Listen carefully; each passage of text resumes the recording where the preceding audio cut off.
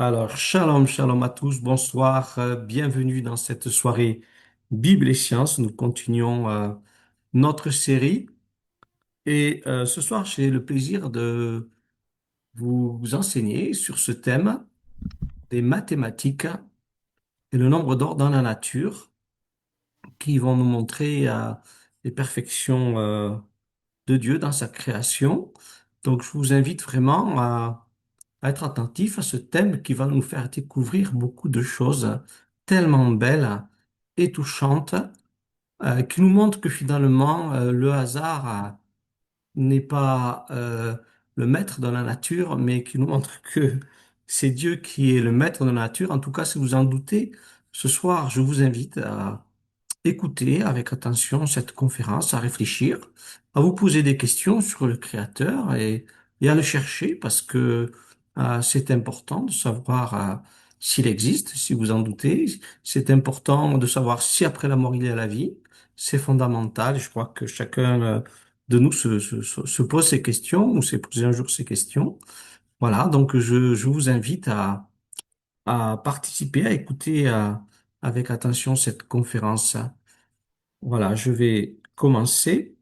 Alors, je lance en même temps aussi les audios pour nos amis africains en particulier qui ont écouté la conférence en audio. Je les salue aussi, qu'ils soient chaleureusement salués dans le nom de Yeshua, notre Sauveur, dans tous les pays africains où ils nous écoutent. Alors, je voudrais présenter ce verset qui dit, comme vous le connaissez sûrement, car depuis la création du monde, les perfections invisibles de Dieu, sa puissance éternelle et sa divinité se voient dans ses œuvres quand on y réfléchit. Donc, voyez, depuis la création du monde, les perfections invisibles de Dieu, sa puissance éternelle et sa divinité, trois choses donc, se voient dans ses œuvres. Quand on y réfléchit, et je dirais quand on les regarde, il suffit simplement de regarder les fleurs, tellement elles sont belles, avec leur parfum extraordinaire. Rien que ça peut nous convaincre de sa beauté. On peut regarder le ciel, les étoiles, la grandeur de l'univers. C'est quelque chose qui nous émerveille, je crois, déjà rien qu'en regardant sa création. Alors ce soir, on va aller plus en profondeur, essayer de voir des choses qu'effectivement on ne voit pas peut-être au premier coup d'œil, mais qui vont nous interpeller. Alors, déjà, je voudrais parler un petit peu de la géométrie. En maths, il y a quelque part deux parties. Il y a la géométrie et la l'algèbre. La géométrie va nous parler des formes. On va beaucoup en parler ce soir. Et je voudrais vous parler de la géométrie dans la nature. Alors, vous voyez ici ces cristaux de neige. Vus au microscope, c'est là qu'on se rend compte que c'est simplement époustouflant. Aucun ne se ressemble, nous dit-on. Et c'est vrai que quand on le regarde sur ces images, ils ont des formes incroyables, magnifiques, structurées. On voit que la nature sait s'organiser. Comment l'eau peut-elle s'organiser comme cela pour former des formes aussi belles, aussi géométriques? C'est parce qu'il y a en fait des principes à l'eau. C'est en tant que molécule, c'est la petite particule d'eau, H2O, c'est s'organiser avec les autres molécules d'eau et se structurer jusqu'à former des cristaux. Euh, je crois que vraiment, euh, c'est simplement, oui, comme je l'ai dit, époustouflant. Regarder tous ces cristaux, si beaux, si magnifiques. Est-ce que le hasard aurait pu créer des cristaux aussi beaux, n'est-ce pas? Alors, regardons un cristal de sel. Vous avez dans votre salière. Moi, j'aime bien faire l'expérience avec mes élèves, prendre une goutte de sel, enfin une goutte d'eau salée exactement, et la laisser s'évaporer à l'air libre et d'autres sous une lampe.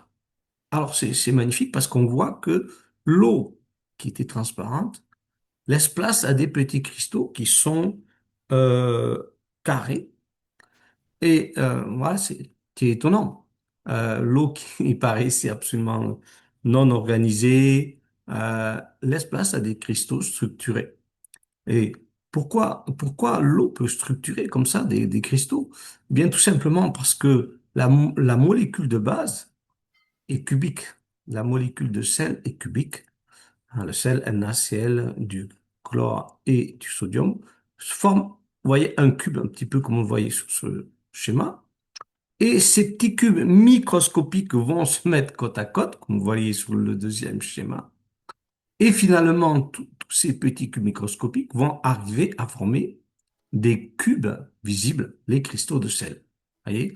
Et c'est très, très intéressant parce qu'au niveau des cristaux, on est sans cesse émerveillé de voir toutes ces structures magnifiques. Voici ici des cristaux de quartz. Le quartz est un élément des plus abondants sur notre planète. On le retrouve dans de nombreuses roches. Eh bien, il est capable donc, de former des cristaux qui ont une section pentagonale, c'est-à-dire avec 5 côtés, voyez. Et, euh, et ces pentagones sont basés sur le nombre d'or. On va expliquer ça tout à l'heure. Je vais parler du nombre d'or. Donc, vous voyez, des cristaux assez banaux, finalement, de quartz, vont nous parler de mathématiques. Et si on les regarde avec un microscope ultra puissant, on voit ici les atomes qui le constituent. Vous voyez, sur cette photo, on a l'organisation des atomes, les atomes qui sont quasiment les plus petites particules hein, qui constituent la matière. Regardez comment ils sont organisés. C'est une relation extrêmement géométrique à l'intérieur de la matière, n'est-ce pas? Alors finalement, on voit le ciel, la grandeur de Dieu. On nous dit que l'univers, pour le parcourir, il faudrait 14 millions d'années en allant à l'âge de la lumière, à la vitesse de la lumière. 14 milliards d'années à la vitesse de la lumière. La vitesse de la lumière, c'est 8 fois le tour de la Terre en une seconde. Vous voyez, vous êtes dans un vaisseau spatial. Vous faites 8 fois le tour de la Terre en une seconde, vous voyez? Et vous continuez comme ça. À cette vitesse-là, il vous faudra 14 milliards d'années pour aller à l'autre bout de l'univers, rencontrer la dernière étoile. Ouais, ça calme un peu. C'est grand. C'est terriblement grand. Et finalement, c'est un univers merveilleux. Quand on l'observe, les galaxies, etc., c'est d'une grandeur sublime. Et quand on regarde dans l'infiniment petit, on voit aussi bah, les perfections divines. Moi, je vois là les perfections divines. Regardez, rien n'est désorganisé. Tout est parfaitement organisé. La Bible nous dit que Dieu est un Dieu d'ordre. Et ce soir, on va voir toute cette organisation qui se trouve dans la nature. Et je trouve cela vraiment très interpellant. Alors, parlons d'un verset, Proverbe 8, 26, où il est dit, lorsqu'il n'avait pas encore fait la terre et les campagnes, et le commencement de la poussière du monde, etc. Voyez, le commencement de la poussière du monde. La Bible parle de la poussière du monde. En fait, elle veut parler de toutes ces microparticules, les atomes, les molécules, etc. Dieu n'avait pas encore fait euh, toutes ces molécules, ces particules, quand il a créé la sagesse, nous dit ce passage. Regardez la version seconde, il n'avait pas encore fait ni la terre, ni les campagnes, ni le premier atome de la poussière du monde. Le mot atome n'est pas hein, dans l'hébreu, c'est le mot poussière qui est la première poussière du monde. Roche, afar en hébreu. Vous voyez, donc Dieu est celui qui crée l'infiniment grand, mais il est aussi, euh, j'en suis convaincu, celui qui crée l'infiniment petit. Alors regardons encore de quoi appuyer mon propos. Je suis pas là pour affirmer, je suis là pour démontrer en tant que scientifique.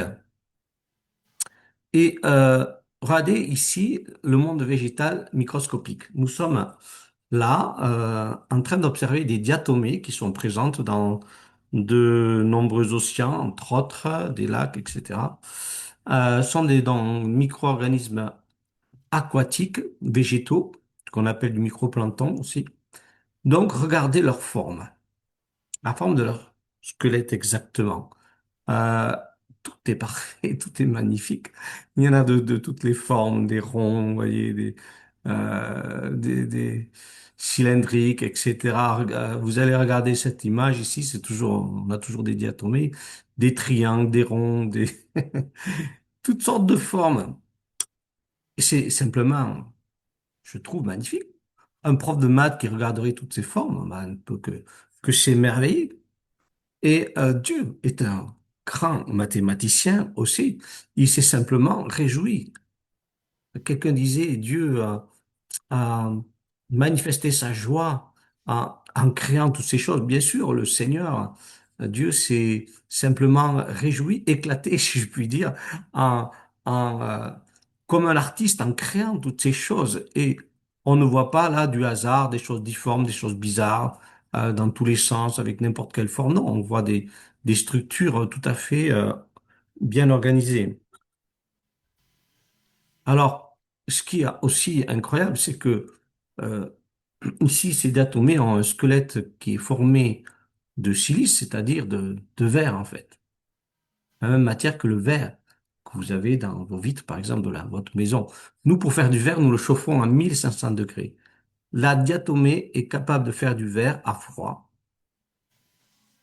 et avec des sculptures extrêmement fines, vous voyez, tous les détails. C'est quand même incroyable. La nature nous surprend toujours. Elle a des solutions, des procédés euh, absolument étonnants. Regardez encore ces diatomées avec leur forme euh, magnifique. Moi, je trouve que vraiment, ça reflète cette divinité, cette perfection. La nature, pour moi, qui l'ai beaucoup observée, j'ai beaucoup étudié à l'université de Toulouse, euh, j'ai beaucoup observé les animaux, etc., de toutes sortes, des microbes, etc. Mais je n'ai jamais vu un animal ou une plante qui ne soit pas beau, qui ne soit pas bien organisé. La nature reflète la perfection. Elle reflète pas le hasard qui aurait fait les choses avec toutes sortes de solutions, toutes sortes de formes. Non, la nature est parfaitement belle. Et c'est pour cela que souvent les évolutionnistes terminent leurs phrases en disant, Oh, il a fallu des millions d'années pour qu'on arrive là. C'est une phrase creuse. Ils se débarrassent du problème. Il a fallu des millions d'années pour qu'on arrive là. Non. Les choses sont parfaites parce que Dieu les a fait parfaites. Hein, donc, personnellement, j'ai beaucoup, hein, donc comme je vous le dis, hein, observé les plantes et les animaux, et simplement, je me suis toujours émerveillé parce qu'il y a cette divinité qui reflète de même. Regardez ici ces petites mousses que vous avez peut-être à côté de votre maison. Bien, si on regarde ici ce petit élément qui contient les spores de la mousse, on appelle ça un sporgone, il y a un petit couvercle, vous voyez, un petit couvercle. Si on enlève le petit couvercle, eh bien regardez, on a des petites feuilles, enfin comme des petites feuilles, des petits éléments protecteurs qui sont là en spirale à l'intérieur. Tout reflète l'organisation et la beauté. Et si on regarde donc les animaux, eh bien chez les animaux, la plupart des animaux ont une symétrie bilatérale, c'est-à-dire une droite et une gauche. Euh, Alors, il y a toujours une droite, une gauche, quasiment toujours, hein, sauf pour certains animaux comme les coraux qui ont une symétrie radiaire ou axiale, vous voyez, on le voit sur la première image, ils ont une structure ronde, si vous voulez, hein, avec un axe central, mais sinon, la plupart des animaux ont une gauche, une droite. Il n'y a pas du désordre. Ils sont bien structurés, harmonieux.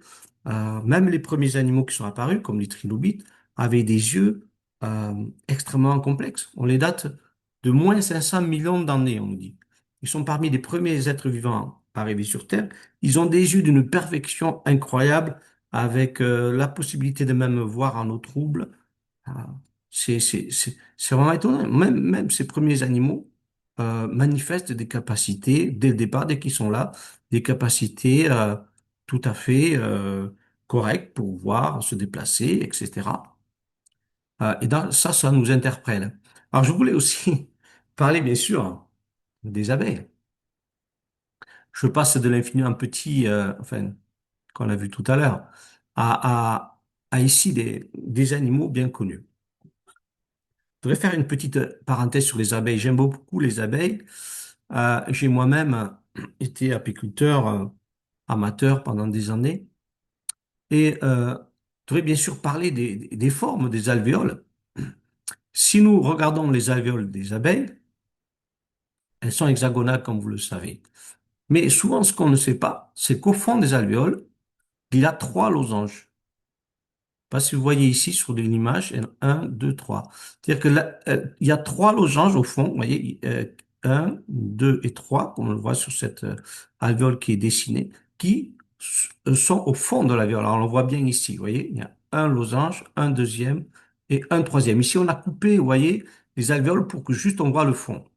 D'ailleurs, vous voyez les œufs ici que la reine a déposés et les petites larves, vous voyez. Ça, c'est quand même incroyable. Ces petits animaux qui n'ont jamais été à l'école et qui nous dessinent des hexagones parfaits, qui dessinent, enfin, plus que dessinent, construisent des losanges avec des angles parfaits, parce que tout ceci, voyez, est quand même selon des angles. C'est quand même assez merveilleux.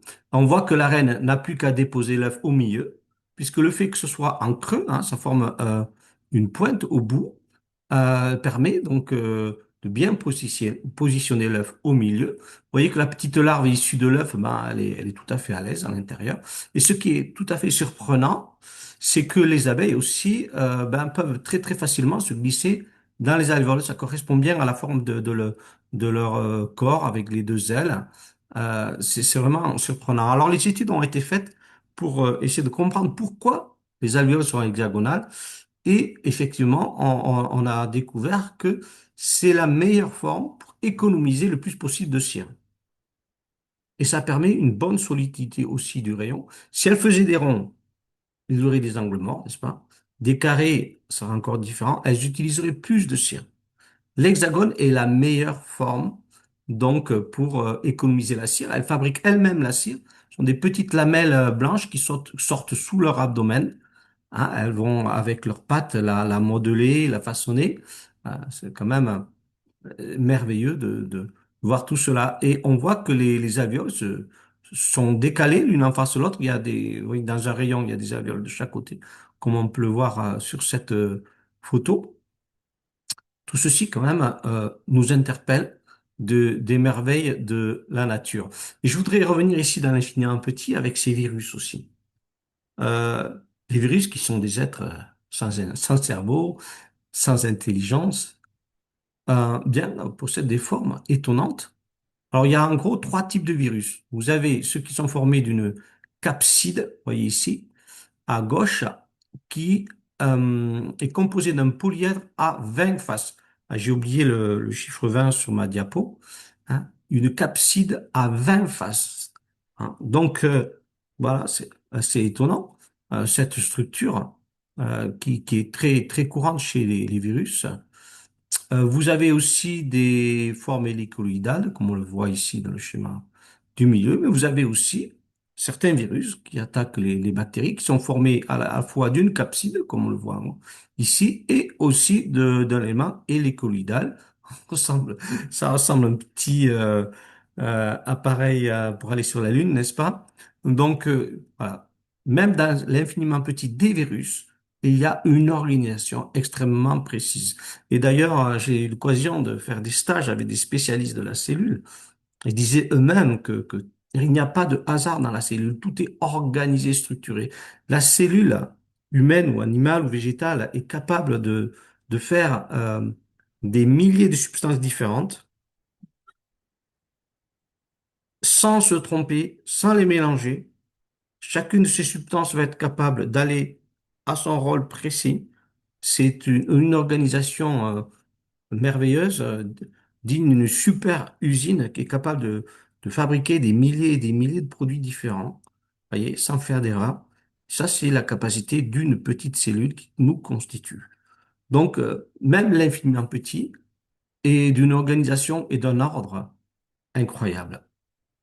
Alors, c'était une petite introduction.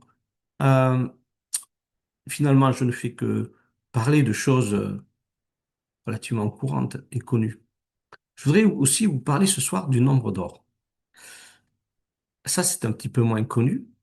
Alors, le nombre d'or est un nombre particulier. c'est 1,618, etc., qui est bien connu en maths à cause de ses qualités qui lui ont valu ce nom. Alors, je vous pose une question. Regardez tous ces rectangles. Quel est celui, à votre avis, qui est le plus harmonieux?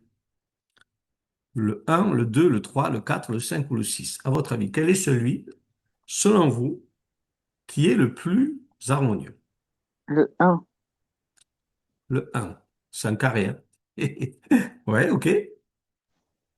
Ah oui, pardon. Le 3 alors.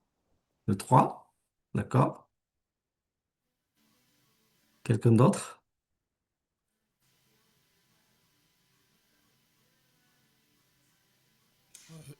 Ouais, je pense le 3. Le 3 te plaît le Ouais, plus? parce que je pense que c'est deux fois le Ok. même un rectangle. Voilà, si on peut diviser par deux. Ok. Ok. Alors, le rectangle d'or n'est pas le un, n'est pas le 3 non plus. Raté. Alors, en fait, le rectangle d'or, c'est le 5. Alors, comment on le définit? Comment on le définit? En fait, c'est la largeur multipliée par le nombre d'or, 1,618, ok, qui va donner la longueur. Et bon, beaucoup estiment que c'est la forme la plus harmonieuse et on verra que va être utilisée par les artistes, les architectes, etc. Et qu'on peut le retrouver dans la nature aussi. En voici une autre de ses propriétés. Euh, ici, si on... euh, alors attendez, si on le sépare, sachant que voilà, que on fait un carré, vous voyez, il y a le côté B qui est ici, et nous avons un autre côté de la même longueur, voilà, ici. Donc on va faire un carré. Si on fait un carré, qu'on prend ici le milieu de la base du carré et qu'on trace un cercle, eh bien, on va en fait faire passer le cercle de ce point du carré, il va arriver à l'autre angle du rectangle. Bon, c'est une des propriétés particulières de ce rectangle d'or. Alors, il y a aussi la spirale d'or. Alors, comment est construite cette spirale? C'est très intéressant parce qu'en fait, vous voyez, on fait comme j'ai fait précédemment. On a un rectangle d'or, on trace le carré. Voyez? Sachant que donc c'est un carré basé sur l'identité de longueur avec le côté. Ce carré euh, nous donne un autre rectangle. Sur ce rectangle, on délimite l'autre carré, c'est-à-dire ce côté et ce côté vont être de même longueur, et ainsi de suite. Voyez, on divise toujours plus par des carrés de plus en plus petits. D'accord? Et finalement, on peut tracer une spirale qui est la spirale d'or. Vous voyez, qu'on peut trouver, je le voulais, oui, qui a des particularités, des propriétés mathématiques particulières. Donc cette spirale d'or, on la retrouve parfois dans la nature. Bon, ici, c'est un exemple qui est parfois cité, mais qui n'est pas tout à fait juste. Vous voyez, on compare avec la spirale d'une coquille d'un nautile, mais celle-ci n'est pas tout à fait la spirale d'or. Elle est magnifique, elle est très belle, mais elle grandit moins vite en fait. Je sais pas si vous arrivez à le voir, elle grandit moins vite. Regardez par rapport à celle-ci. Ici, la largeur grandit très très vite, hein, la largeur de la spirale, tandis qu'ici, vous voyez, elle est plus régulière. Donc voilà, c'est une petite remarque parce que des fois, je vois certaines erreurs à ce sujet-là. Alors, une autre propriété de ce nombre d'or qui est intéressante, c'est le pentagone. Quand on trace un pentagone, on a un nombre d'or. Où se trouve-t-il? Il se trouve dans les diagonales. Vous voyez ici, cette diagonale de P4 à P1, par exemple. Eh bien, en fait, euh, elle forme avec l'autre diagonale un triangle isocèle. En fait, la base de ce triangle multiplié par le nombre d'or est égale à la longueur des côtés de ce triangle. Voyez? Donc, le pentagone va être construit avec des triangles d'or, c'est-à-dire le nombre d'or. Bon, alors bien sûr, on y voit l'étoile à cinq branches. Bon, ça a été repris euh, comme un signe plutôt occulte, mais à la base, c'est le Créateur qui a fait les choses. C'est lui qui a fait ces choses magnifiques. On ne fait que reprendre ces choses parce qu'on les trouve mathématiquement belles, etc. Alors certains s'en sont servis comme symbole occulte, mais à la base, c'est pas occulte, c'est le Créateur qui a fait toutes ces choses-là, tous ces maths et ces structures. C'est ça qu'il faut comprendre. Alors on va le trouver tout à l'heure dans la nature, vous verrez, c'est intéressant. Maintenant, il y a une autre qualité pour ce nombre d'or, c'est la suite de Fibonacci. Alors, qu'est-ce que ça veut dire? Ça veut dire que si je prends ici le 1, que je le multiplie par... Alors, attendez. Non, à partir de 5, si je multiplie 5 par le nombre d'or, j'ai 8. À peu près, à quelques... voilà, quasiment 8. Hein, il y a quelques dixièmes ou quelques centièmes. Voilà. Si je multiplie 8 par le nombre d'or, j'ai 13. Si je multiplie 13 par le nombre d'or, j'ai 21. Et ainsi de suite. D'accord? Ça fait une suite. Et vous allez voir hein, où je veux en venir, c'est très intéressant. Maintenant, il y a une autre propriété de cette suite. C'est que si j'additionne un chiffre avec son précédent, j'ai le suivant. Je fais 1 plus 1, j'ai 2. Si je fais ici 1 plus 2, j'ai 3. Si je fais 2 plus 3, j'ai 5. 3 plus 5, ça fait 8. 5 plus 8, ça fait 13. 8 et 13, ça fait 21. Donc, vous voyez, il y a quelque chose d'assez incroyable. C'est que dans cette suite qui fonctionne selon la multiplication avec le nombre d'or, on a aussi euh, la possibilité de faire des additions chaque fois avec le nombre précédent et on obtient celui qui suit, et ainsi de suite. Vous avez compris? Oui. Donc voilà, c'est une propriété tout à fait particulière de cette suite de Fibonacci, qui est celui qui l'a découvert. Alors maintenant, je vais vous parler justement de la nature et comment trouve-t-on ce nombre d'or dans la nature. Et je voudrais vous dire que ce que je vous enseigne ce soir est sérieux. On retrouve dans des livres comme celui-ci, des livres qui sont parus, vous voyez, au CNRS, Centre de recherche française. Vous voyez? Donc voilà, ce livre, Nombre d'or, le langage mathématique de la beauté.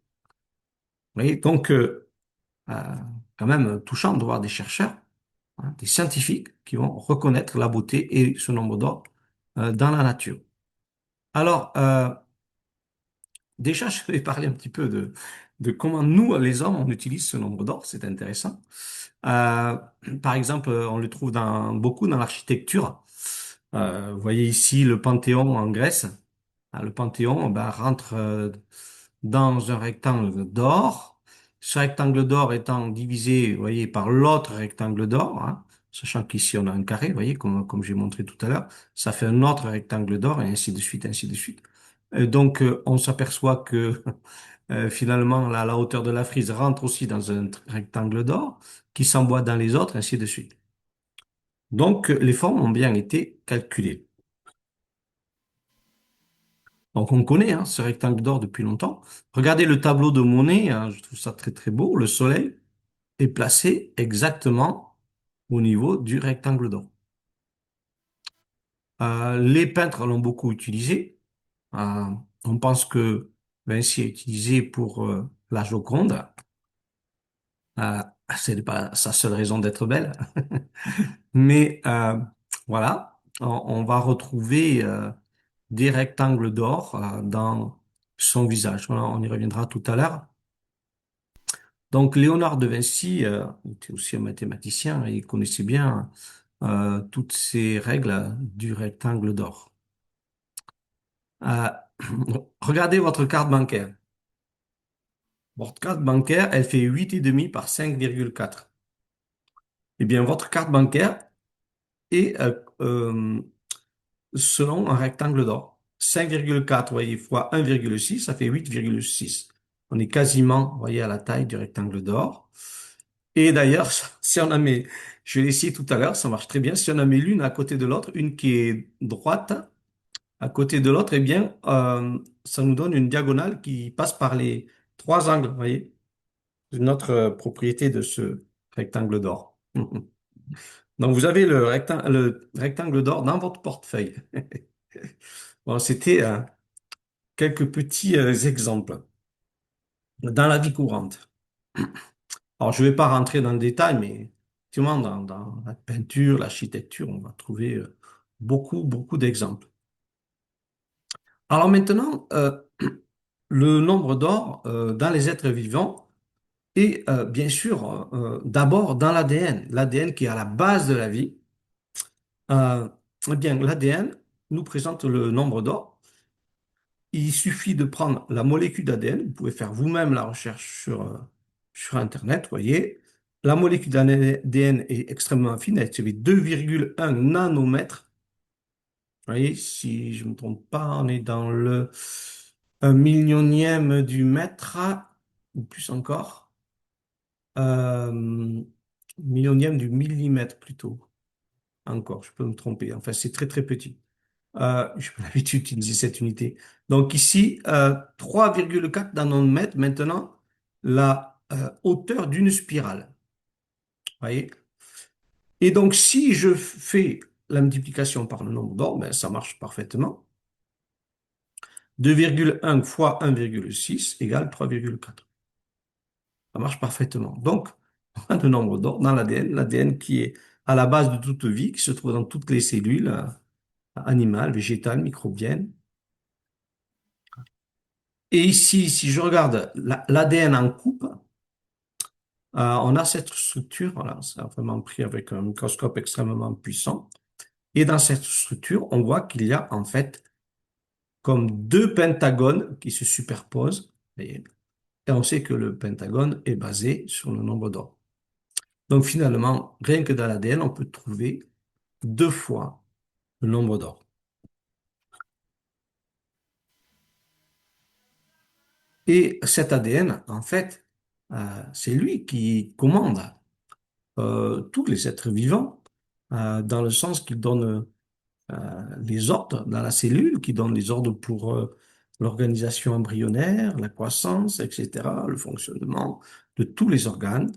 Et c'est pas étonnant que cet ADN manifeste quelque chose de divin, de beau, d'organisé, de magnifique.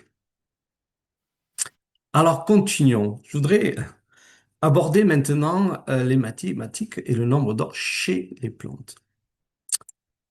Alors, je voudrais vous montrer que les feuilles reflètent les mathématiques de Dieu. Si on regarde une plante, on peut avoir parfois des feuilles opposées, il y en a une en face de l'autre, donc c'est très organisé, mais on peut avoir des feuilles qui sont décalées par rapport aux autres, mais même quand elles sont décalées par rapport aux autres, je vais vous montrer qu'en fait, chaque feuille est positionnée d'une manière mathématique. Il n'y a aucune feuille de plante qui soit, en tout cas de plantes où on a des vraies feuilles, ou qui soit mis dans le désordre. Chacune est positionnée parfaitement à une place qui lui est fixée. Alors, nous avons par exemple ici un autre type de feuille. Bon, ici vous avez voyez les feuilles qui peuvent se croiser. Donc là aussi, on voit que c'est organisé de manière mathématique. On peut avoir ici aussi des sortes d'hélices. Vous voyez, les feuilles sont formées selon des hélices ou des spirales. Ou ici verticillées, elles sont toutes en anneau autour du même point. Donc en tout cas, ce qui est intéressant, c'est de travailler, par exemple, sur les plantes qui ont le modèle hélicoïdal. Euh, Ça a été très étudié hein, depuis quand même à peu près un siècle et demi. Et on s'aperçoit, en fait, qu'il y a une vraie mathématique derrière tout cela. Donc ici, on a dessiné une plante. Je vais vous essayer de vous expliquer. C'est un peu compliqué, mais voilà, voyons. Partons de la feuille numérotée 0. En fait, pour faire un tour, je passe à la feuille numérotée 1, je tourne et j'arrive à la feuille numérotée 2. La feuille numérotée 2 exactement sur la feuille numérotée 0. Donc j'ai vraiment fait un tour complet. Donc là, j'ai la formule, deux feuilles pour un tour complet. Si je pars sur cette plante, je pars de la feuille 0, je passe à la feuille 1, à la feuille 2, à la feuille 3, alors là, j'ai déjà fait, vous voyez, un tour. 1, 2, 3. Je continue. 4, 5, et j'arrive à la 5 qui est pile poil au-dessus de la feuille 0, quand je rate dessus. Donc, je m'aperçois que tout est organisé et que si la plante continue à pousser, eh ben, elle va organiser les feuilles exactement de la même manière. Vous voyez, donc j'ai des unités de feuilles qui vont se répéter selon 5 axes dans ce cas-là, vous voyez, et selon une spirale. Donc tout est parfaitement structuré. Et ici, ce modèle-là avec deux tours et 5 feuilles, ce qu'on a ici, vous voyez, deux tours, deux spires et 5 feuilles, hein, correspond tout à fait à la fibre de Fibonacci. Vous voyez ici. Voilà. Alors, je vous montre d'autres exemples pour que vous puissiez mieux comprendre. Ici, nous sommes à la feuille 0 sur cet autre modèle. On passe à 1, 2, 3. Ça fait un tour. 4, 5, 5 et 6. Deuxième tour. 7 et 8. Je reviens exactement sur la feuille de départ. J'ai fait 3 tours. J'ai fait 3 tours et j'ai 8 feuilles. Vous voyez? Et on s'aperçoit qu'encore une fois, ça rejoint la suite de Fibonacci. Et ainsi de suite. Regardez bien. On a la suite de Fibonacci. 1, 1, 2, 2 plus 1, 3, 3 plus 2, 5, 5 plus 3, 8, 8 et 5, 13, ainsi de suite. Regardez bien même. Regardez dans l'autre sens. Je prends le premier chiffre. 2, 2 et 1, 3, 3 et 2, 5, 5 et 3, 8, 8 et 5 qui est juste avant 13, 8, 13 et 8, 21. On a deux fois la suite de Fibonacci. Et les documents que je vous montre là sont des documents universitaires. Vous voyez, vous avez l'adresse de l'université en dessous là. Euh, c'est pas de la blague. Ce sont des vraies études faites sur des plantes. Euh, et donc, voilà, vous avez des exemples hein, pour vous entraîner à compter si vous voulez. Mais chaque feuille de la plante est posée, placée d'une manière mathématique. Donc, vous voyez, quand Jésus nous parle et qu'il nous dit que tous les cheveux de notre tête sont comptés, il connaît tous les détails, et je dirais que toutes les feuilles de chaque plante est comptée. Il sait tout. Il sait tout. Il est le roi, le maître de ce monde, le seigneur de ce monde. Alors ici, c'est encore un autre exemple. Alors, je l'ai tiré hein, d'un site, des publications, sur des publications de botanique, qui était un site intéressant. Et ici, en fait, il nous montre que entre chaque feuille, on a un angle de 137 degrés. Et 137 degrés, c'est l'angle d'or. Vous voyez, il est calculé à partir du nombre d'or. Donc, alors ici, entre 1 et 2, vous voyez, on a un angle 137 degrés et demi, en moyenne. Hein, on fait le calcul sur une plante, on fait une moyenne, on retrouve 137 et demi. De 2 à 3, 137 et demi. De 3 à 4, 137 et demi. De 4 à 5, 137 et demi. Donc, beaucoup de plantes contiennent cet angle Certains affirment même que c'est le cas de 80% des plantes. Bon, voilà. Après, il y a différents types de plantes. Il y a des plantes qui ont, euh, enfin, voilà, il y a toutes sortes de cas dans la nature. Mais globalement, on va retrouver l'angle d'or. On va retrouver la suite de Fibonacci basée sur le nombre d'or. Je vous laisse regarder tranquillement ceci, hein, je vous ai déjà expliqué. Là, il nous est question des angles. Ils nous disent que plus on va à un nombre de feuilles élevé, plus on se rapproche de l'angle euh, qui est l'angle d'or. Ouais, extraordinaire. Euh, Eux-mêmes, hein, ils constatent avec des vrais exemples que voilà, on a cet angle d'or et cette fuite de Fibonacci dans la nature. Regardez ici, c'est à l'ouest. Souvent, on ne prête pas attention à tous ces détails, mais regardez toutes les spirales qu'il y a. Là, on comprend très très bien que chaque feuille est positionnée d'une manière précise. En plus, selon des spirales, c'est simplement merveilleux. Et c'est simplement merveilleux. C'est la même chose qui se produit pour les branches, sauf qu'elles sont, comment dirais-je, dans un effet télescopique, hein. Il faudrait tirer et allonger la plante vers le haut pour comprendre. Maintenant aussi, des études ont été faites sur le nombre de tiges et de feuilles. Je trouve ça assez incroyable.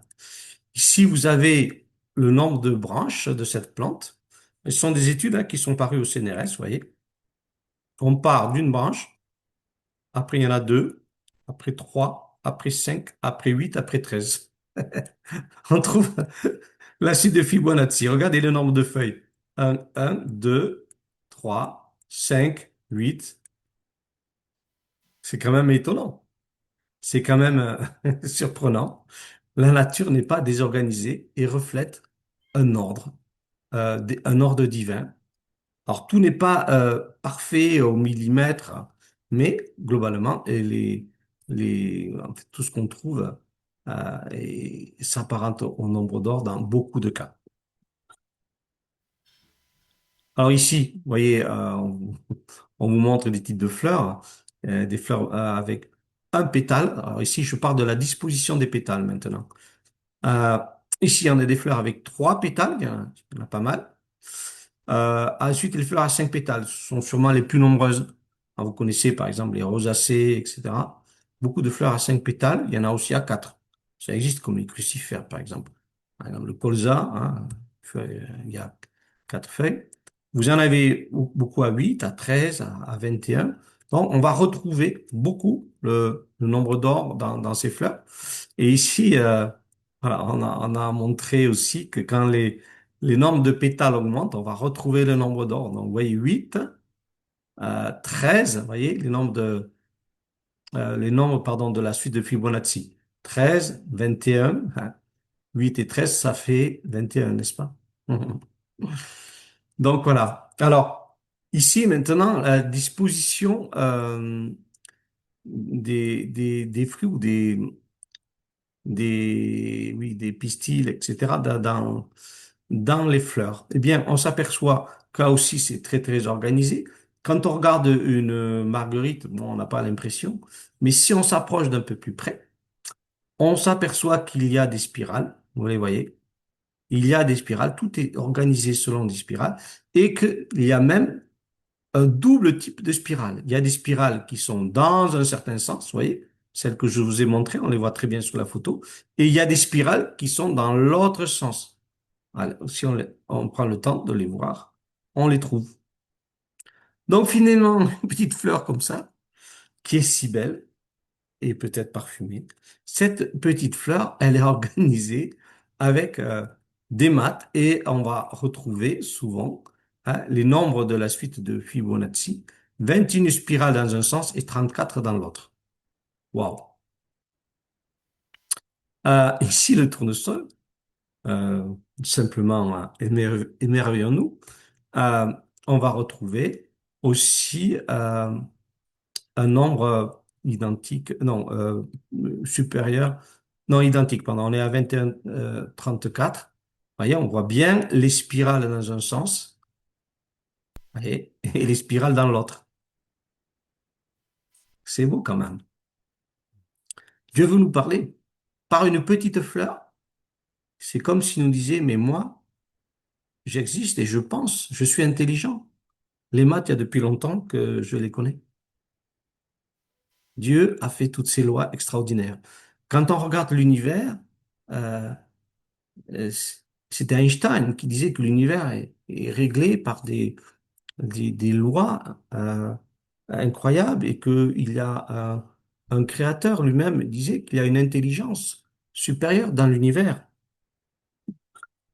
Et cette intelligence, effectivement, se reflète dans la nature. Regardez ici un chou romanesco. En fait, on a peut-être l'impression que tout est en désordre, ce n'est pas du tout le cas. On a là une 8 spirales vers la droite et 13 spirales vers la gauche. On peut les retrouver, on les distingue bien en fait. Quand on prend le temps de regarder, vous voyez, on distingue très très bien les spirales qui vont vers la gauche. Et regardez, si on cherche celles qui vont vers la droite, on va les trouver aussi. C'est simplement fabuleux. Vous voyez, on trouve toutes ces spirales. Donc, quand vous mangez du chou, eh bien, vous défiez en quelque part la théorie qui dit que le hasard crée les choses. Je suis désolé, quand on voit deux types de spirales dans un chou, je ne vois pas de hasard, je vois que de l'organisation, du merveilleux. Voilà, pour moi, je trouve ça tellement divin. Alors, ici, nous avons un petit peu la même chose, c'est un chou-fleur. Voilà. Alors, vous prendrez le temps, la prochaine fois, quand vous aurez des choux-fleurs, à bien observer votre chou-fleur, si vous voulez. Donc ici, vous voyez, on a vraiment les spirales qui sont tout à fait visibles. Vous voyez, toute cette grande organisation. Magnifique. Une pomme de pin. Une pomme de pin. Vous voyez, on voit très très bien les spirales dans un sens et dans l'autre. Encore plus visible ici, hein. Donc, vous voyez, la nature reflète l'harmonie des maths. Alors, et de l'organisation. Alors, ici, un ananas aussi avec des spirales, on peut en retrouver sur l'ananas. Euh, donc là, je maîtrise moins sur l'ananas, mais on peut les retrouver. Alors, je voudrais avancer dans mon propos. Je ne vais pas être extrêmement long ce soir, et je voudrais vous parler justement du nombre d'or chez l'homme. Dieu a dit qu'il a créé l'homme à son image. Eh bien, c'est toute une grande pensée. Ça veut dire beaucoup de choses. Ça veut dire que Dieu est celui qui est intelligent. Nous avons une intelligence comme lui. Il a des sentiments. Nous avons des sentiments, des émotions comme lui. Il a une volonté, des choix. Nous avons aussi une volonté comme lui. Euh, et etc. Nous pouvons voir aussi cette perfection dans notre corps. Alors, vous connaissez sûrement ce dessin qu'on voit parfois, l'homme de Vitruve. L'homme de Vitruve a été dessiné par Léonard de Vinci. Et vous voyez que si je prends le nombril, ici qui est là, en fait, le nombril est exactement placé au centre d'un cercle. Vous voyez, donc tout ça, c'est très, très bien calculé par Léonard de Vinci. Et on s'aperçoit que la hauteur du pied au nombril ou du pied jusqu'à la tête, eh bien, ces deux hauteurs, eh bien, correspondent au nombre d'or, puisqu'on suffit de multiplier la première hauteur par 1,639 pour arriver à la hauteur de l'homme. Donc là aussi, on a dans ce personnage qui se veut parfait de Léonard de Vinci, euh, le nombre d'or. Ici, vous voyez qu'il a placé aussi plusieurs rectangles d'or. Il en a placé un qui part exactement du centre du corps, au niveau du bassin, et il en a placé un juste au-dessus qui va jusqu'aux épaules, et ensuite un qui va jusqu'à la tête. Donc, il va délimiter le corps selon trois hauteurs de rectangles d'or. Vous voyez? Donc, bon, c'est intéressant. Euh, c'est Léonard de Vinci. Mais maintenant, notre corps actuel, notre corps à nous, que nous pouvons mesurer en dehors d'un dessin, eh bien, regardez, si je prends ce qu'on appelle la pomme, je multiplie la largeur de la pomme par le nombre d'or, eh bien, j'obtiens ce qu'on appelle la palme. L'écartement, vous voyez, de notre euh, index à notre auriculaire. Donc, ici, voilà, cet écartement, euh, ensuite on le multiplie par le nombre d'or. On va avoir l'empan, l'écartement du pouce au petit doigt, d'accord? Si je multiplie l'empan par le nombre d'or, eh bien, j'obtiens ensuite la coudée.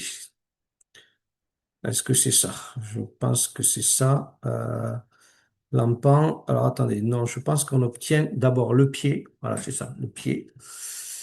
La taille du pied. Et si je multiplie la taille du pied par le nombre d'os, j'obtiens à ce moment-là la coudée. Waouh, c'est très intéressant. Alors, bien sûr, ce sont des moyennes, hein. Ce sont des moyennes. Voici notre témoignage du nombre d'or sur notre bras. Alors, si je prends A, la longueur A qui part du coude jusqu'au poignet, je le multiplie par le nombre d'or, eh bien, ça va me donner l'ensemble A plus B. Voilà, donc notre corps est harmonieux parce qu'il respecte aussi le nombre d'or. Donc, c'est pas étonnant que beaucoup d'artistes et de peintres, d'architectes, etc., l'utilisent.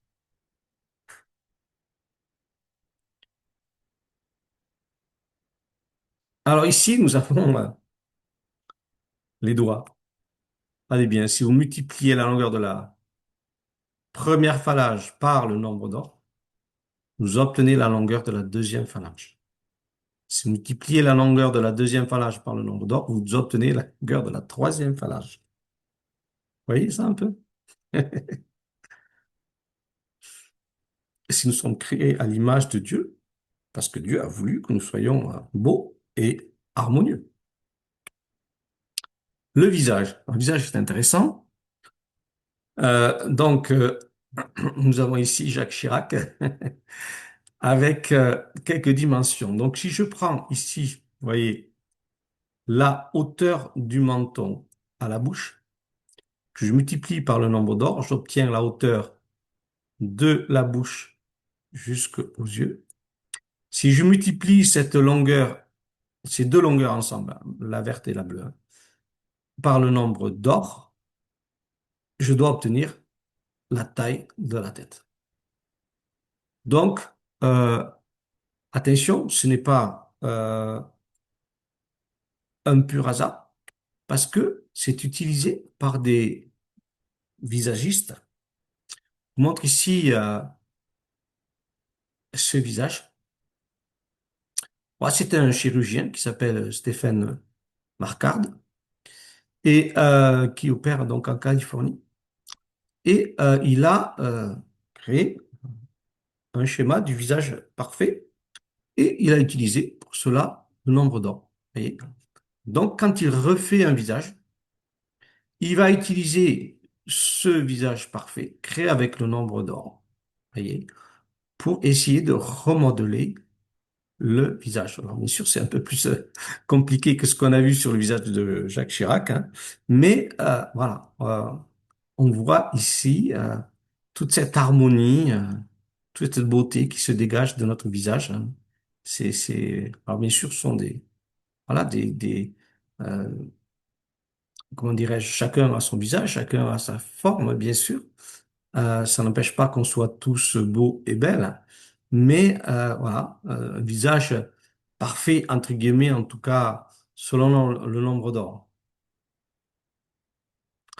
Au niveau des dents, alors, si on mesure la largeur de notre première incisive, qu'on la divise par le nombre d'or, on a la largeur de la deuxième incisive.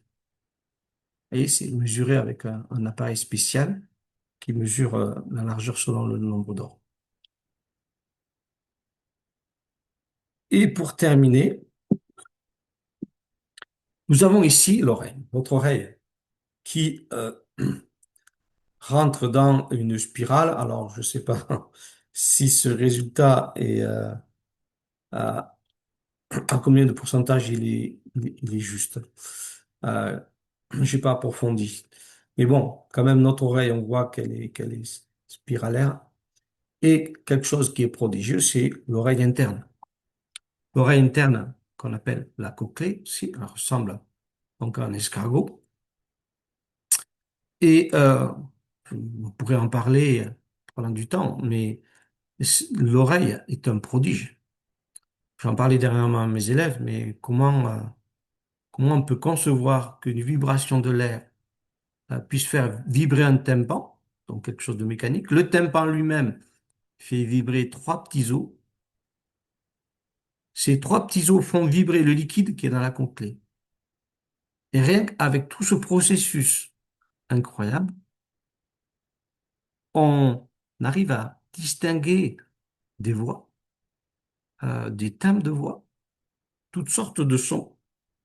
J'avoue que je suis complètement ébahi de voir que ce sont trois petits os qu'on a dans l'oreille moyenne qui vibrent et qui arrivent à transmettre toute une richesse, une finesse de son euh, incroyable. Donc, vous voyez, cette cochlée contient une membrane, vous voyez au milieu. Le liquide de la cochlée vibre et sur cette membrane, il y a des tout petits cils microscopiques qui, eux, vont vibrer un tout petit peu et quand ils vibrent, ils vont envoyer des informations au cerveau pour que nous ayons donc les informations sonores. C'est quelque chose de totalement prodigieux. Darwin disait d'ailleurs que l'œil lui donnait des sueurs froides. Je crois que pour la cochlée, ça devait être la même chose, tellement l'œil et la cochlée sont perfectionnés, absolument perfectionnés. Donc en tout cas, voilà, je voulais vous exposer toutes ces choses et vous montrer que notre Dieu est grand, se reflète dans cette création et que cette création est belle. Et c'est parce que Dieu nous aime qu'il veut nous parler. Il nous aime. Si cette création est merveilleuse, c'est parce que son amour aussi est merveilleux pour chacun de nous. Et je voudrais vraiment interpeller chacun par l'amour de Dieu. Ne passez pas à côté de Dieu. Ne passez pas à côté de tout ce message qu'il vous envoie par la nature. Il veut vous parler aussi dans votre cœur. Il veut vous parler aussi par la Bible, sa parole. Il veut vous parler, il veut avoir un contact avec vous. C'est ça qu'il souhaite le plus. C'est ce pourquoi il a créé Adam et Ève, parce qu'il voulait ce contact avec l'homme, il voulait cette relation avec lui. Alors, de milieu que vous soyez, quelle que soit votre origine, votre vécu, il veut ce contact avec vous. C'est ce que je veux vous dire ce soir.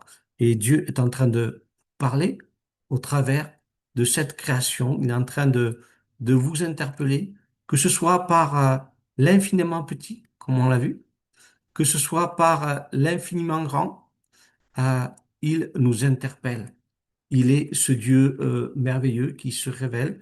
À nous d'ouvrir notre cœur. Et si nous doutons, eh bien, il veut réellement nous confirmer les choses, parler à notre cœur et nous montrer qu'il est ce Père d'amour, ce Créateur parfait qui nous aime. Alors vous direz peut-être, oui, mais il y a du malheur dans le monde, mais il y a du malheur dans le monde parce que euh, nous l'avons justement abandonné. Nous l'avons abandonné, nous n'avons pas prié. Ce monde se détourne de Dieu et après il se plaint que tout va mal. Mais Dieu a donné des lois, des principes pour que nous les respections aussi.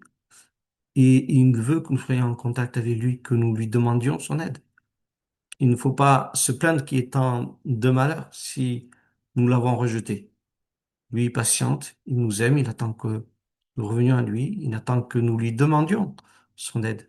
Il veut vraiment nous aider. Je l'ai personnellement expérimenté dans ma vie. J'ai expérimenté depuis plus de 40 ans sa fidélité, son amour jour après jour, dans les différentes épreuves que j'ai passées. Euh, dans les bons, les mauvais moments, il est ce Dieu d'amour, je ressens sa présence. Et j'aimerais vraiment vous inviter à le trouver, à le chercher, à lui parler, à lui vider votre cœur, à lui donner vos peines, vos joies. Il va se révéler à vous. Demandez-lui pardon pour vos fautes, pour toutes vos transgressions, tout ce qui n'avait pas été bien, et il va venir à vous. Il va venir se révéler. Voilà, j'arrête là ce message. Je laisse Dieu parler à votre cœur et nous allons passer maintenant au temps des questions.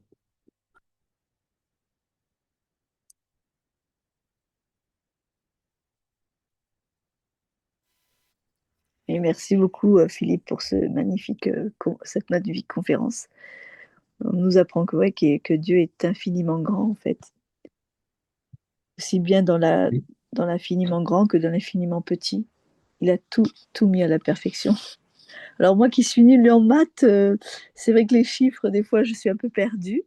Mais oui, Oui. voilà, donc c'est vrai que c'est quand même, quand tu as expliqué, c'est quand même assez très clair. Donc du coup, ouais, ouais, j'ai quand même compris en gros le sens de tout ça. Et c'est ouais, Ouais. c'est très, très, très intéressant, vraiment. C'est magnifique, en tout cas, ouais. C'est ce que je disais à mon mari Merci. ce matin. Je disais, mais c'est incroyable, ce Dieu qui existe de tout temps, qui est éternel, qui ne s'arrêtera jamais et qui vivra tout le temps. Tout le temps, c'est impressionnant, cette puissance qui existe, en fait. J'ai hâte, moi, de le voir et de lui poser tellement de questions. Enfin, on aura une autre intelligence quand on sera en haut, donc on verra des choses incroyablement beaux.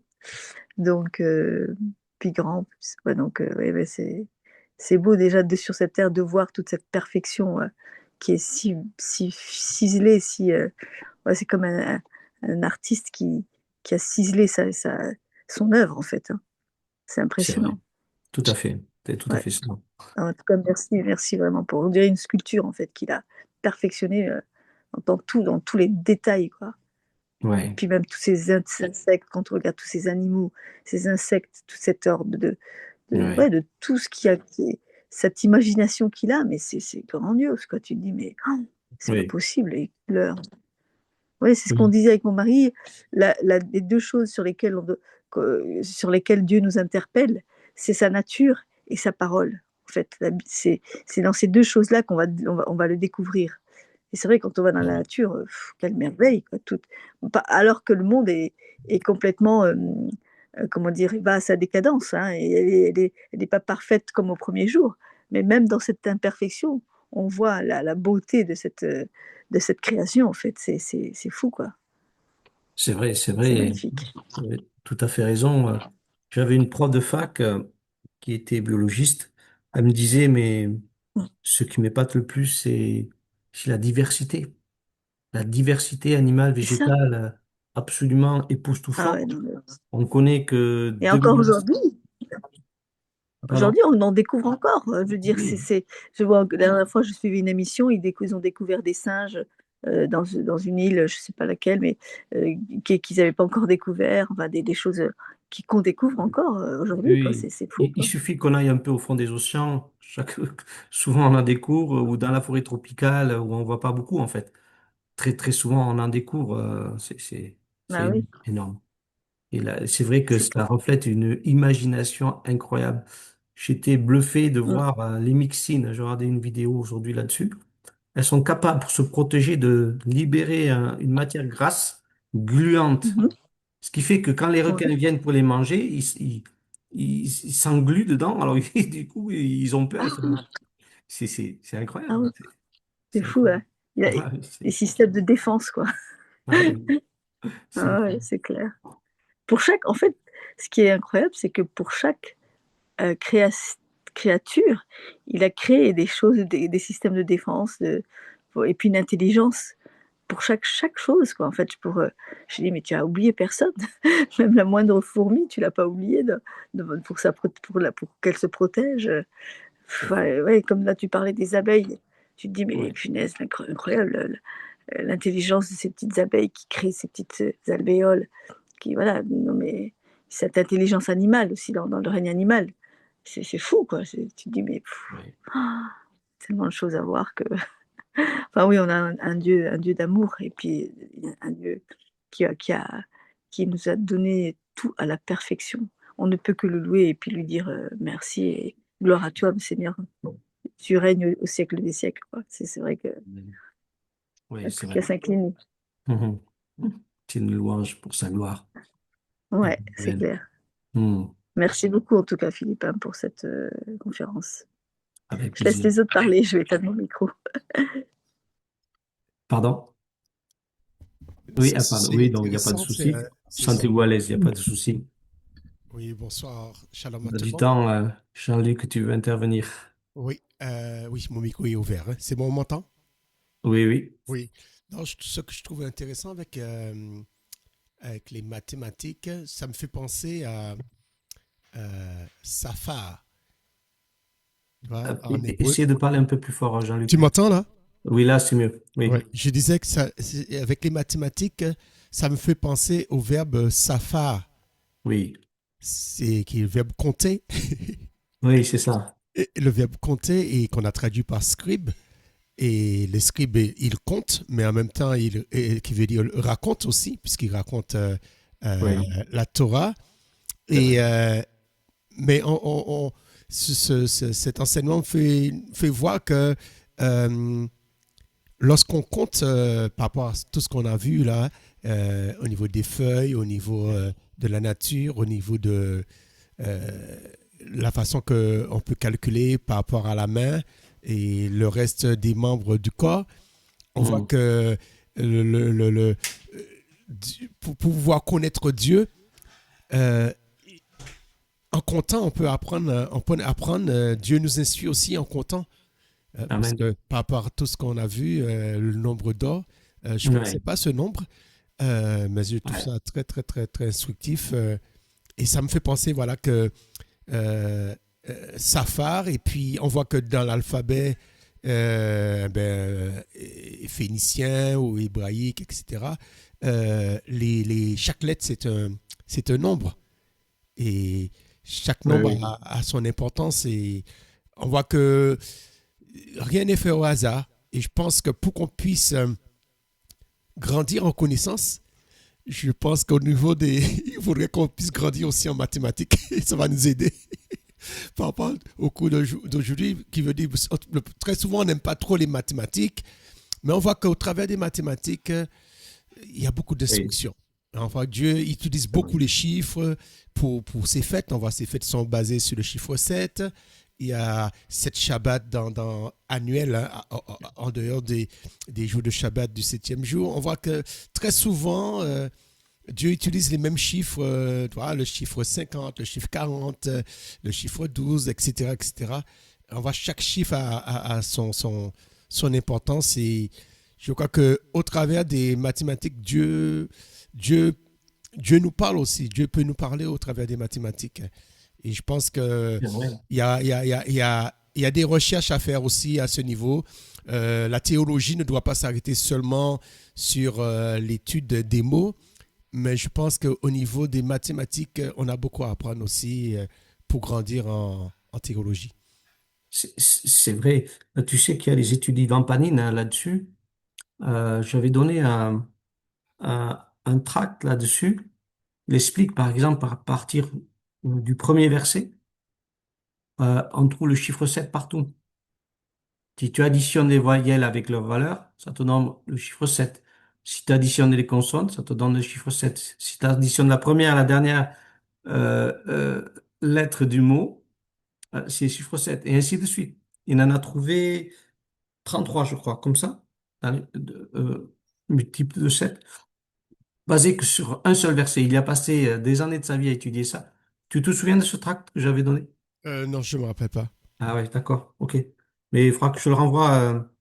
Il y a une sœur là qui a retrouvé son livre. C'est très très intéressant. Et la Bible en fait est remplie de mathématiques cachées dans le texte. Mais c'est très très intéressant. C'est une lecture, oui, cachée, mais qu'on peut découvrir aussi. Ça nous montre la gloire de Dieu. Moi, c'est ça qui m'a amené au Seigneur. J'ai dit, mais Seigneur, tout ça c'est dans la Bible. Mais j'ai dit, mais tu existes. Je savais qu'il existait. Je savais pas qui il était. Je savais qu'il existait à partir de ce moment-là. Je ne doutais plus, tu vois. Et quand j'ai fait cette prière avec un frère, dans le Seigneur, là, paf, le Seigneur m'a touché, ça, ma vie a changé. Mais c'était les maths qui m'avaient touché avant. Amen. Les maths, c'est marrant, hein. Chacun est différent, hein, mais c'est marrant. Gloire à Dieu. Dieu soit béni pour ça. Alors, n'hésitez pas à intervenir, c'est très intéressant. Merci pour vos réactions. Alors, je salue tous ceux que je n'ai pas eu l'occasion de saluer tout à l'heure. Oui, shalom. Bonsoir, professeur Philippe. Shalom, shalom, Victorin. Soyez bénis. Merci beaucoup pour cette présentation assez claire. Merci, que le Seigneur vous bénisse. Merci. J'aimerais euh, poser cette question qui, bon, n'est pas à 100% dans le cadre de ce qui est développé ce soir, mais je voudrais savoir, parfois nous voyons les petites fourmis, les insectes, Oui. nous les tuons. Nous les tuons même si euh, ils sont pas là pour nous faire du mal, mais bon, on a du plaisir à les tuer. Et puis bon, est-ce un péché ou un acte criminel envers ces êtres vivants? Alors, j'ai une très très bonne question. Merci pour cette question. Euh, un jour, j'ai lu la réponse dans euh, un livre chrétien, et euh, le Seigneur a parlé à cette personne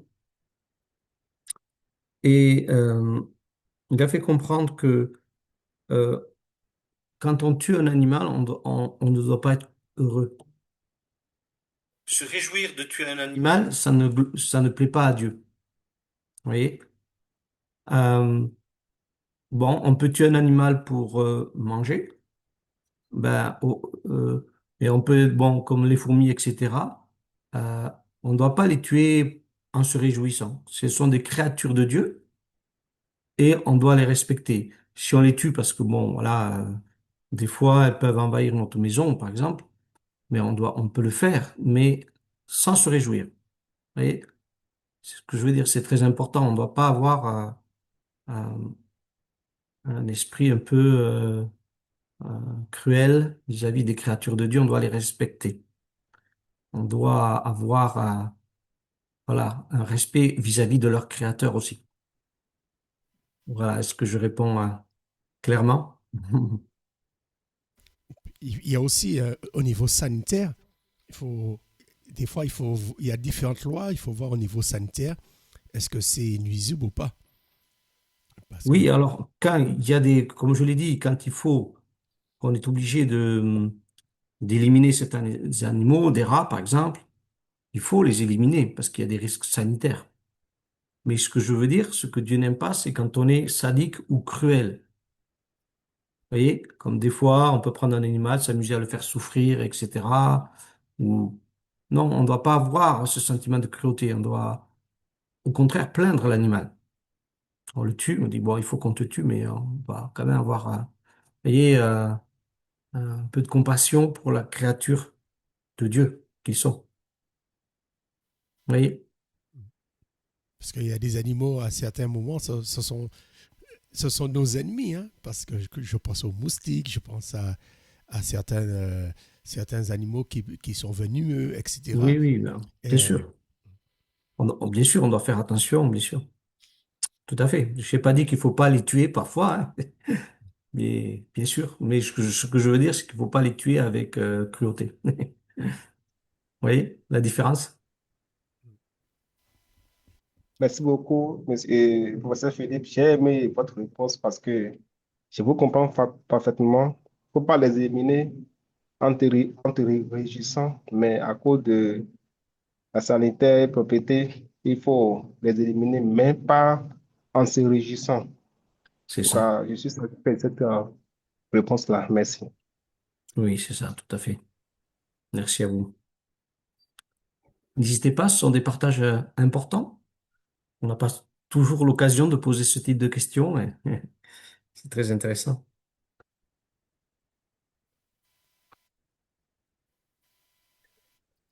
En fait, N'hésite- à mon Oui, niveau, je suis reconnaissant. Et je suis votre petit frère. Au fait, moi aussi, j'ai rattrapé le train parce que ça a déjà commencé quand je me suis intégré. oui, Et ce qui m'a beaucoup réjoui, c'est la fin de votre message, les textes que vous avez envoyés. Et Dieu est amour. Et c'est pourquoi, pour nous protéger, pour notre assurance, il pouvait envoyer Jésus pour pouvoir nous sauver. Parce que l'homme est créé faible. Et nous pouvons voir que tous les êtres que Dieu a créés, ce sont des êtres qui sont plus forts que l'homme. Mais Dieu eh, a créé l'homme en étant faible, qui doit avoir besoin de Dieu. Et c'est ce que j'ai vu, Dieu, il a fait. Et notre besoin, c'est que l'homme doit se confier uniquement au Seigneur Jésus-Christ pour sa protection. Et c'est ce qui m'a régi à la fin de votre message. Et c'est vrai, nous disons que nous croyons, mais il y a d'un côté aussi la peur, la condamnation mhm, qui règne encore dans le cœur de l'homme. Mais mhm. Dieu n'a pas voulu que cette condamnation résiste encore. C'est pourquoi il a envoyé Jésus pour dire, nous devons avoir l'assurance que le Seigneur est avec nous. Rien ne peut pas nous faire peur. En tout cas, c'est ce que moi, je peux retenir. Et je veux que si prochainement, nous pouvons avoir des messages dans ces contextes-là, ça va encore beaucoup me réjouir. Parce que tout ce que Dieu a parlé dans la Bible, Jésus a dit, toutes ces choses-là montraient son existence. C'est que toutes les Écritures ont parlé de lui, tous les êtres vivants ont parlé de lui, le tabernacle, tout, c'est de Jésus-Christ, on parlait. Et je Mhm. veux que si vous pouvez aussi étudier et nous faire ces genres de rapprochements et toutes ces choses, comment on peut lier à Jésus-Christ. Alors, Si euh, là, ça nous oui, fera plaisir. oui, oui, oui. Alors, je pense que ce qui est très important, je vais vous montrer. On a parlé de l'ADN. Vous voyez, l'ADN est à la base de la vie. Vous avez dans cet ADN des lettres, là, vous les voyez? A, C, G, A. Vous voyez? Oui, Donc là, on a une vraie écriture. Chacune de vos cellules a 3 milliards de lettres comme ça. 3 milliards à peu près. Donc, cette écriture définit exactement ce que vous allez être dans votre corps et votre âme en partie aussi. Vous voyez? Définit, voilà, toute votre structure déjà biologique. Tout est écrit là. C'est quoi une écriture si ce n'est une parole? Hein? Qui est la parole si ce n'est Christ? Il est dit que au commencement était la parole était Dieu. Amen. Elle était avec Dieu, elle était Dieu. Et tout a été créé par elle. Rien de ce qui a été n'a été fait sans elle. Donc cette parole, et ça c'est Dieu qui m'a fait comprendre cette image un jour, cette parole, quand Dieu a parlé, il est dit dans Genèse, Dieu dit, il va le répéter souvent, une dizaine de fois, Dieu dit, Dieu le Père dit, la parole part avec puissance. Maintenant, quand Dieu veut faire le lapin, il crée l'ADN du lapin. C'est-à-dire cette parole, Yeshua, Jésus-Christ, s'incarne, se matérialise plus exactement. C'est pas s'incarner, c'est se matérialise. sous forme d'ADN, sa parole. C'est pour ça que les scientifiques sont là ébahis, ils disent, il y a l'ADN, ils ne savent pas d'où ça vient.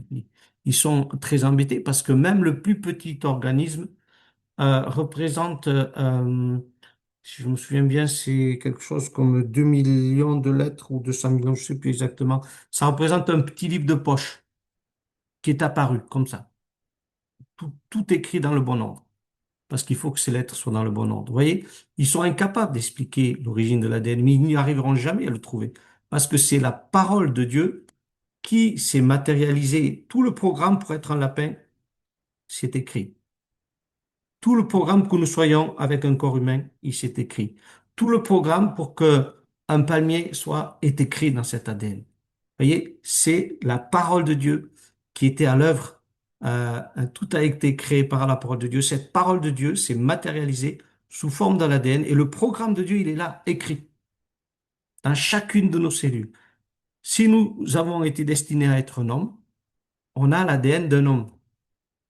Et d'ailleurs, l'homme a le chromosome Y, hein, le chromosome Y, c'est de l'ADN. Et dans toutes ces cellules, nous avons 100 000 milliards de cellules. Chacune des cellules d'un homme contient le Y.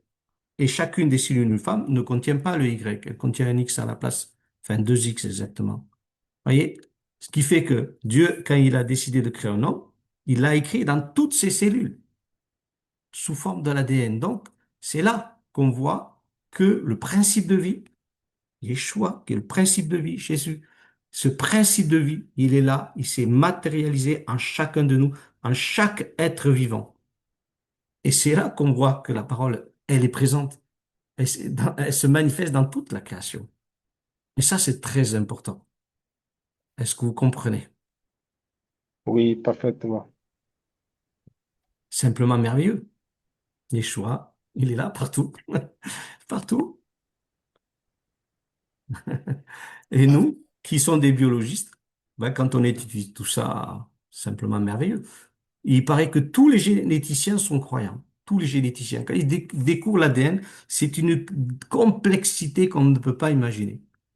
Il y a 20 ans ou 30 ans, on savait on a 23 000 gènes, mais en 2006 environ, et dans ces années-là, ils ont approfondi, ils ont découvert qu'en fait, qu'entre ces 23 000 gènes, il y en a 4 autres millions. Et ces 4 autres millions commandent les 23 000. Ils comprennent maintenant un petit peu comment ça fonctionne. Mais il y a tellement de gènes, c'est d'une telle complexité que, bon, ils découpent petit à petit, mais c'est d'une richesse inouïe.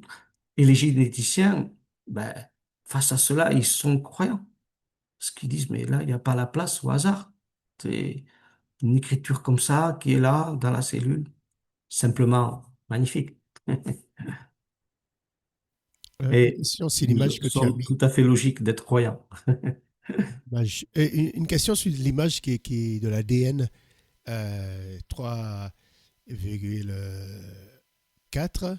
Et c'est nacro, comment tu dis? Des nanomètres. Nanomètre. Et alors, c'est la longueur et l'autre, c'est 2,1 nanomètre, c'est la largeur. Oui. Et, quel est le lien avec le parallèle avec l'image, le schéma avec l'homme, son nombril et toi, la distance entre le nombril et le reste? Le lien, c'est que c'est le nombre d'or. Ok. C'est Et tout. avec la main aussi, la main, tout ça. Ok. La main, oui, le lien, c'est que c'est basé sur le nombre d'or. Ok, ok. Oui.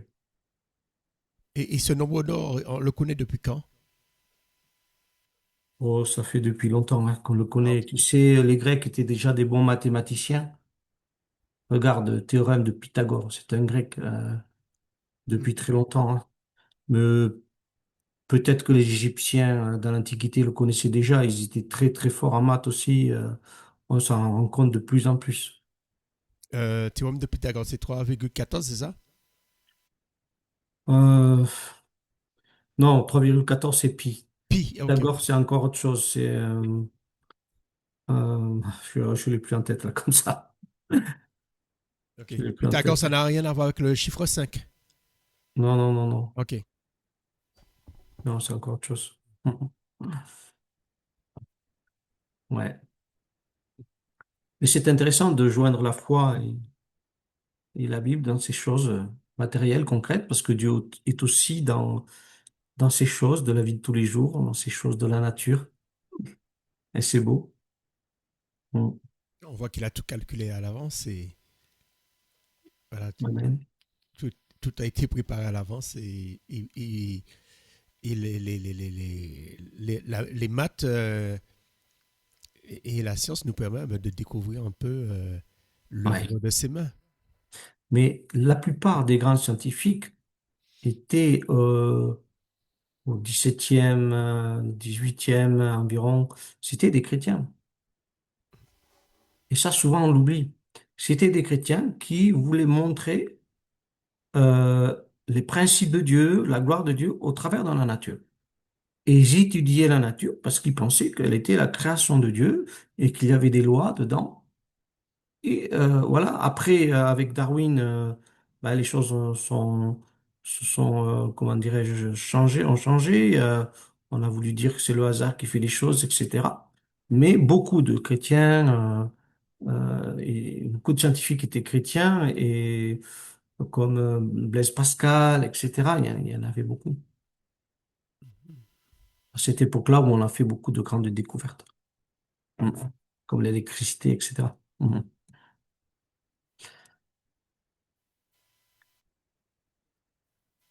Voilà, n'hésitez pas à donner vos réactions.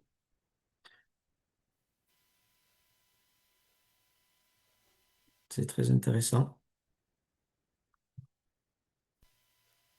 Sinon, on va se laisser et méditer tout ça. Donc, la vidéo va être mise sur le groupe WhatsApp. Elle va être mise aussi sur mon Facebook, Philippe Nuevo, et aussi sur mon site, sciencesdesorigines.fr. Voilà, je remercie chacun de vous pour votre présence. Et Merci Philippe Merci. voilà. et bonne soirée à tout le monde. Bonne soirée. Bonne soirée. Que Au Dieu vous revoir. bénisse et vous garde. Merci beaucoup. Merci beaucoup. Bonne soirée, merci beaucoup.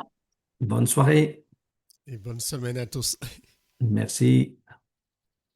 Shalom, shalom. Ok. À bientôt. À bientôt.